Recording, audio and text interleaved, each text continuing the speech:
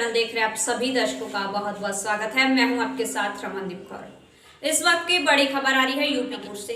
क्या है पूरा मामला, देखने के लिए बने रहिए हमारे। तारों के कई फैन देखे होंगे, लेकिन भारत के प्रधानमंत्री नरेंद्र मोदी की फैन फॉलोइंग भी कुछ कम नहीं है। 17 सितंबर को पीएम मोदी का जन्मदिन देश भर में मनाया जा रहा है।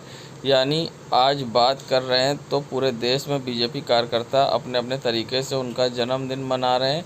लेकिन प्रयागराज की एक ऐसी महिला जो कि बीजेपी की कार्यकर्ता नहीं बल्कि समाज सेविका हैं, जो पीएम मोदी की प्रशंसक हैं, और वे आज जन्मदिन हाथों में मेहंदी लगवाई और उनकी दीर्घायु के लिए उपवास भी रखा है। वहीं समाज सेविका रश्मि शुक्ला कहती हैं कि जो व्यक्ति पूरे भारत का नेतृत्व कर रहा है, जो हमारे मुखिया हैं मोदी जी, उनके जन्मदिन पर हमने अपने हाथों में उनका नाम मेहंदी से लिखवाया है। और सबसे ख़ास बात ये, उनके लिए निर्जला व्रत भी रखा है। साथ ही ये भी कहा कि कल अपने पति के लिए निर्जला व्रत रखेंगे। वैसे मोदी जी हमारे सर्वोपरि हैं, इसलिए हमने उनके लिए व्रत रखा है और उनकी लंबी आयु के साथ साथ 2024 में फिर से वे देश के प्रधानमंत्री बने, यही कामना की है। ये तीज का पर्व बड़ा ही पवित्र पावन पर्व होता है, भोला पार्वती जी का पर्व होता है। और हम भारत की महिलाएं हैं जो वसुदेव कुटुंब की भावना रखती हैं, तो हमारे भारतवर्ष के जो मुखिया आदरणीय नरेंद्र मोदी जी, तो स्वाभाविक है कि हम उनके नाम की मेहंदी लगाएंगे, उनकी दीर्घायु की कामना करेंगे। उनका जन्मदिन है तो ईश्वर उनको स्वस्थ रखे, दीर्घायु दे, प्रसन्न रखे, और जैसे वो सब हम लोग के हित में कार्य कर रहे हैं वैसे वो कार्य करते रहे, ये प्रभु से प्रार्थना है। क्या आपने मेहंदी रचवाई है? ये देखिए, हमने ये हैप्पी बर्थडे लिखा है और लिखा है पीएम मोदी जी के नाम की मेहंदी लगाई है। ईश्वर वो हमारे हृदय में वास करते हैं। आपने व्रत भी रखा है? हाँ, हम लोग व्रत कल रखेंगे तीज का, और निराजल ये व्रत होता है। हाँ, ईश्वर उनको दीर्घायु दे। उनके लिए हम लोगों ने सवेरे से ये प्रार्थना की। हम संकट यहाँ पे हनुमान जी के मंदिर गए, वहाँ हमने दर्शन किया, उनकी दीर्घायु की प्रार्थना की। मैं डॉक्टर रश्मि शुक्ला, समाज सेविका, सामाजिक सेवा एवं संस्थान की मैं राष्ट्रीय। प्रयागराज के सिविल लाइन्स थाना क्षेत्र के सुभाष चौराहे से चंद कदम की दूरी पर पंजाब नेशनल बैंक की शाखा के बाहर हुई 7 लाख की लूट का पुलिस ने आज सफल अनावरण किया है, जहां 2 लोग को गिरफ्तार किया तो 2 लोग मुठभेड़ में घायल हुए हैं। इनके पास से 315 बोर के तमंचे, 1 देसी बम और 12 बोर के जिंदा कारतूस, 8 सिम कार्ड, 2 मोटरसाइकिल, 8 आधार, 4 पैकेट फिल्मी पाउडर और लाल मिर्च, 1 प्रीपेड फ़ोन बरामद किया है। बता दें, ये कटिहार बिहार जिले के रहने वाले हैं और बिहार में कई स्थानों पर इन्होंने इसी प्रकार की लूट की घटना को अंजाम दिया है। पुलिस ने इनके पास से जहां अन्य लोगों की बात भी अब जुटा रही है कि इनके गैंग में और कौन लोग हैं, इनके कितने आपराधिक इतिहास है। बता दें, इसी तरह से ये दूसरे जिलों और प्रदेश में जाकर घटना को अंजाम देते हैं। और क्या कुछ कहना इस पूरे मामले में पुलिस कमिश्नर रमेश शर्मा का, आइए दिखाते हैं। ये जनपद प्रयागराज में थाना सिविल लाइन्स क्षेत्र के अंतर्गत में एक लूट कारित हुई थी, जिसमें इस केस को वर्कआउट करने में जब यहाँ की टीम्स जुटी तो स्मार्ट सिटी के अंतर्गत ICCC जो बनाया गया है और ऑपरेशन त्रिनेत्र में जो जगह जगह कैमरे लगाए गए, इन कैमरे और ICCC के कैमरों की मदद से इसमें बहुत महत्वपूर्ण लीड्स मिलती गईं। ICCC के कैमरों के थ्रू ये ट्रेस किया गया कि ये लोग पहले जनपद वाराणसी में ठहरे थे, उसके उपरांत इन्होंने यहाँ की लूट कारित की। इसके बाद ये लखनऊ की तरफ चले गए और जनपद सीतापुर पुलिस से कोऑर्डिनेशन में ये पता लगा बाद में कि इनके द्वारा जनपद सीतापुर में भी एक लूट कारित की गई थी। इसी में कल एक महत्वपूर्ण डेवलपमेंट ये हुआ कि पता चला कि मुखबिर के द्वारा कि इधर की तरफ पुनः इनका मूवमेंट है। उस मूवमेंट पे यहाँ की पुलिस के द्वारा 4 अभियुक्तों को मुठभेड़ के साथ अरेस्ट किया गया। इस मुठभेड़ में 2 अभियुक्त ऐसे हैं जिनके पैर में चोट लगी है, गोली लगी है इनके पैर में, और साथ में इनकी अरेस्टिंग से महत्वपूर्ण जानकारी ये प्राप्त हुई कि जनपद सीतापुर में जो कारित लूट है उसमें ये लोग सम्मिलित थे। हमारे यहाँ की जो लूट हुई है उसमें ये लोग सम्मिलित थे, और पूर्व में भी एक लूट में इनमें से कुछ अभियुक्त सम्मिलित रहे हैं, कुछ अभियुक्त इनके एक्स्ट्रा थे।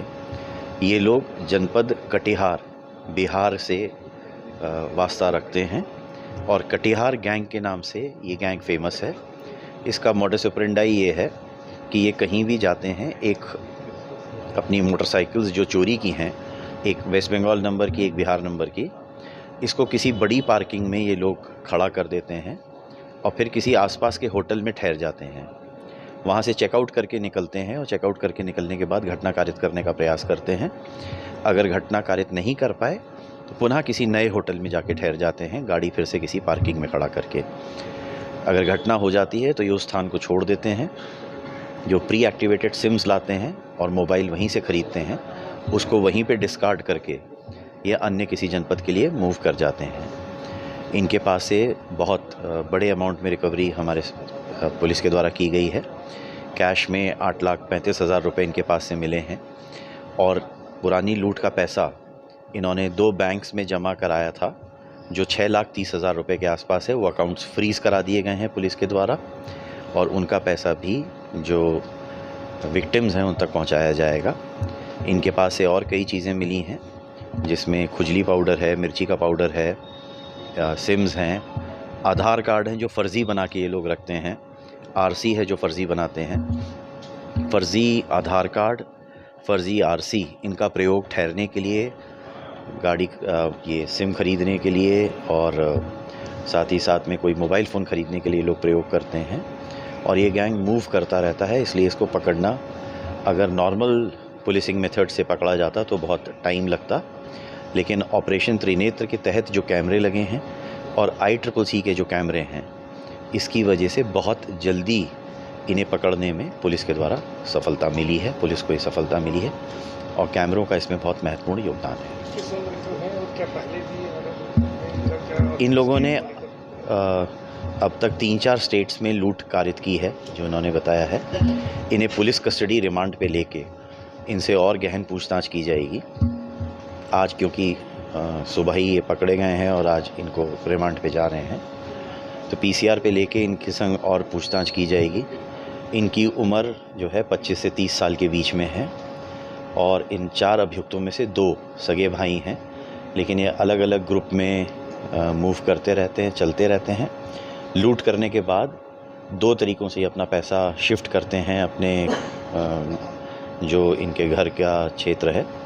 या तो बैंक में पैसा जमा करा के शिफ्ट कर देते हैं और या फिर जब पैसा कैश में इकट्ठा हो जाता है तो किसी ट्रेन या बस के माध्यम से ये बैठ के जाते हैं। वहाँ पैसा अपना लेके एक आदमी चला जाता है और वहाँ से इमीडिएटली एक और आदमी चल देता है जो इनके गैंग में उसके बदले काम करता रहता है।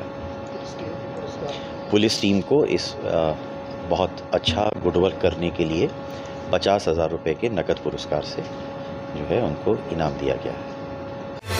संगम नगरी प्रयागराज के झूसी में केक काटकर धूमधाम से मनाया गया प्रधानमंत्री नरेंद्र मोदी का 73वां जन्मदिन। लोगों ने PM मोदी की लंबी आयु के लिए प्रार्थना की, दी शुभकामनाएं। कुंभ नगरी प्रयागराज में आज प्रधानमंत्री नरेंद्र मोदी का 73वां जन्मदिन धूमधाम से मनाया गया।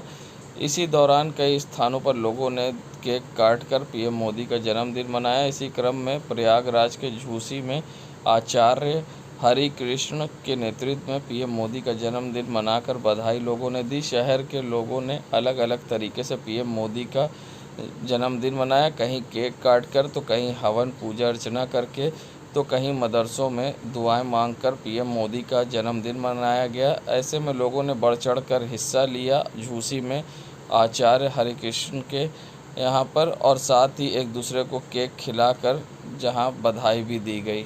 हरतालिका तीज का एक अलग ही महत्व है, क्योंकि माता पार्वती ने भगवान शिव को पाने के लिए जहाँ पूजा अर्चना की थी और हरतालिका तीज पर व्रत रखा था और साथ ही उन्होंने निर्जला व्रत रख के भगवान शिव को पाया था। तब से ही सुहागन महिलाएं इस व्रत को करती हैं। और बता दें, हरतालिका तीज पर सुहागन महिलाएं सुहाग का पूरा सामान श्रृंगार करती हैं और अपने पति के लिए निर्जला व्रत रखती हैं और लंबी आयु के लिए प्रार्थना करती हैं। वहीं इस व्रत को युवतियां भी रखती हैं जिससे कि उन्हें अच्छा वर मिले। तो इसी कड़ी में जहां हरतालिका तीज से पहले सुभाष चौराहे पर महिलाओं की मेहंदी लगाने की भीड़ दिखाई दी और अपने नंबरों का इंतज़ार करते दिखाई दी और मेहंदी लगवाने के लिए यहां कई महिलाएं पहुंची और अच्छी खासी भीड़ देखने को मिली।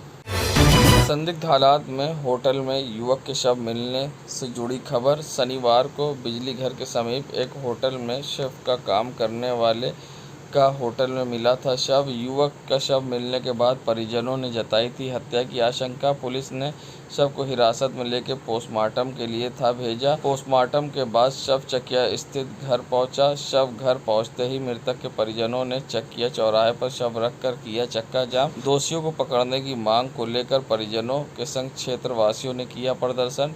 वहां से गुजर रहे शहर पश्चिमी के विधायक सिद्धार्थ नाथ सिंह को लोगों ने रोकी गाड़ी। सिद्धार्थ नाथ सिंह की गाड़ी को क्षेत्रीय लोगों ने घेर कर जमकर की नारेबाजी। लोगों का आक्रोश देखते हुए विधायक सिद्धार्थ नाथ वापस गाड़ी मोड़कर जाना पड़ा। ऐसे में लोगों ने जहां प्रदर्शन किया और चक्का जाम किया तो वहीं पुलिस ने समझा बुझाकर जाम को खुलाया। प्रयागराज गुरुओं की भूमि है, ऋषि और महर्षि की भूमि है। यहाँ देवता विराजते हैं। प्रयागराज के नायकों की आराधना के बगैर कोई कार्य पूर्ण नहीं होता है। महर्षि भारद्वाज तीर्थ नायक हैं। आज संगम नगरी प्रयागराज और तीर्थ नायकों को नमन करने के लिए आरती यहाँ की जा रही है। हमें अपनी संस्कृति विरासत को बचाए रखना होगा, उन्हें जिलाए रखना होगा। ये बातें जगत गुरु रामानुजाचार्य श्रीधराचार्य ने आज महर्षि भारद्वाज जी की विशाल प्रतिमा के समक्ष आरती के उपरांत कही। तीर्थ नायकों को स्मरण करने के लिए सांस्कृतिक विरासत के संरक्षण के लिए प्रयागराज विद्युत परिषद के तत्वावधान में महर्षि भारद्वाज प्रतिमा स्थल पर वैदिक ब्राह्मणों के द्वारा आरती की गई। साथ ही इस मौके पर कार्यक्रम में कई समाजसेवी और अन्य लोग भी शामिल हुए और आरती की। देश दुनिया की खबरों के लिए world media times news channel को सब्सक्राइब करें।